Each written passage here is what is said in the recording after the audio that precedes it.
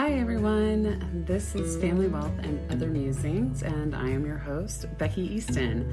And today I was planning to bring you a bit more to wrap up the Britney Spears story that I was talking to you about yesterday, about her nightmare conservatorship and what you can do to help avoid any sort of adult guardianship or conservatorship over yourself. However, we got the terrible news today of the Queen's passing. And so I wanted to shift and talk a little bit about that and just remembering Queen Elizabeth II, because she was the UK's longest serving monarch and served for almost 70 years, which is just incredible to think about. She came to the throne in her late 20s or mid 20s, and it's just such an impressive and honorable reign that she has had. I don't know. I was always intrigued by the royal family. My family travels a lot, and so we've spent a good amount of time in London and in the UK. And I think I've always had a healthy respect for Queen Elizabeth. She seemed so classy and, put together, I guess. And I know some amount of that is what's required. We never really got an opinion from her or voice because she was speaking for the crown, but I always liked her manner. I just felt a lot of respect for her. And I was sad to hear that she was not doing well earlier this week, and now today to get the news of her passing at Balmoral. My heart is just a little heavy today.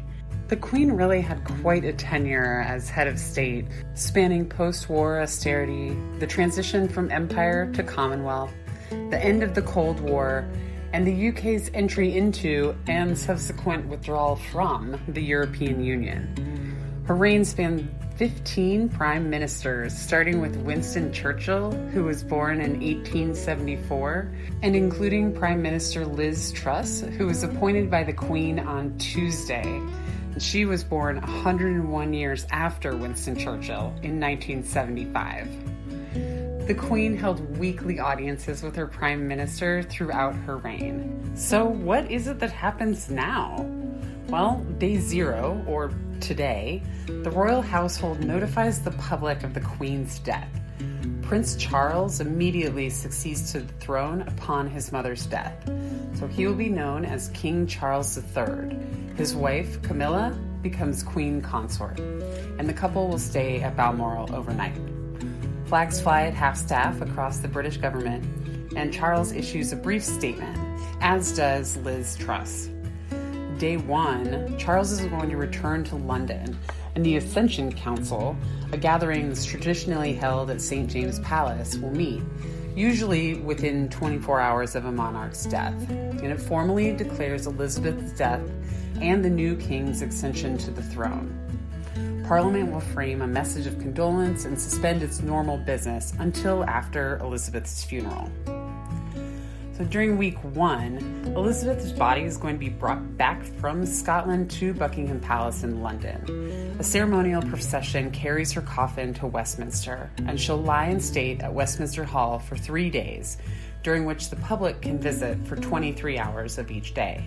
And as final funeral preparations are being made in London, Charles travels to Scotland, Northern Ireland, and Wales, visiting leaders in the United Kingdom. Then, on day 10, a state funeral service will be held at Westminster Abbey, triggering an observance of 2 minutes silence in the UK. Then, after a final service in St. George's Chapel at Windsor Castle, the Queen will be buried on the castle grounds next to her husband, Prince Philip, who died in April 2021.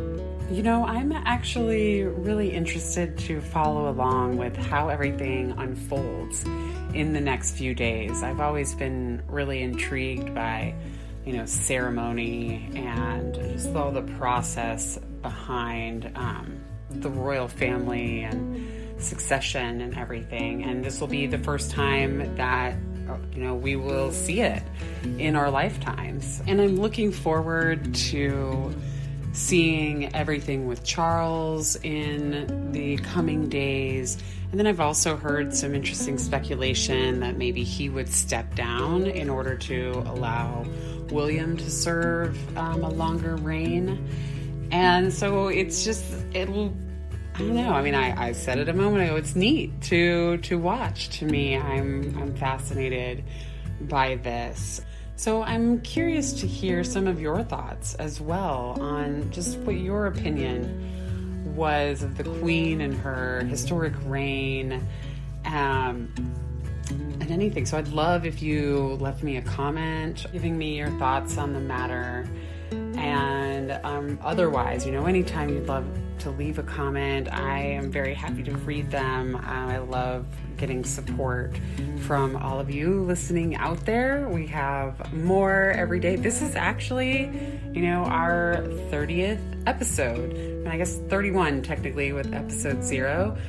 And that's exciting. We're a month old, a month into my year-long challenge to post a podcast episode every single day. And even if I'm posting them late at night, I have gotten through and made it before I've gone to sleep every day. So yeah, there's something to be said for sticking to something, even if it feels like a lofty, silly goal, like 365 podcast episodes. You can do it. Well, thanks again for tuning in, and my heart and my love go out to the Queen and the whole royal family at this time. She is a force that will absolutely be missed in the world, and I just wish her family all the peace in all of the change and everything that's going to be coming in the next few days, months, weeks, years, all of that. So again, thanks so much for tuning in to Family Wealth and Other Musings. I am your host, Becky Easton, and I'll talk to you tomorrow.